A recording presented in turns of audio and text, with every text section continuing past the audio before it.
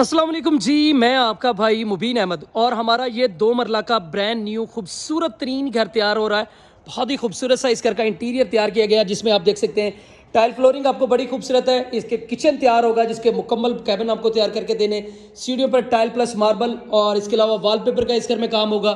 Ceiling के design बड़े खूबसूरत आपको मिलेंगे। ये साइड आपको देख सकते हैं खुला साइज़ का रहा। इस घर में लाउंज और गराज को इकट्ठा किया है, तो ये एरिया काफ़ी खुले साइज़ का आपको मिलने वाला है। और ये किचन के कैबिन जब तैयार होंगे तो किचन बड़ा आपको प्यारा मिलेगा। ये साथ में इस घर का आपका मास्टर साइज का बेडरूम आ गया, वेंटिलेशन अटैच बाथ के साथ मिलता है। सीलिंग के डिजाइन जबरदस्त। हमारे भाई ये जो है पेंट का काम कर रहे हैं, खूबसूरत सा पेंट आपको प्रॉपर मिलेगा। ऐश वाइट पेंट का काम किया जा रहा है। ये साइड पे इस घर का आपका वॉशरूम आ गया, जहां पर आपको प्रॉपर जो है टाइल वर्क का काम किया गया है। और ये इस घर का वेंटिलेशन मोटर लगी हुई मिलेगी, आरसीसी लेंटर के साथ तैयार किया गया है। सिर्फ और सिर्फ 25 लाख 25 लाख रुपए में ये घर मिल जाएगा।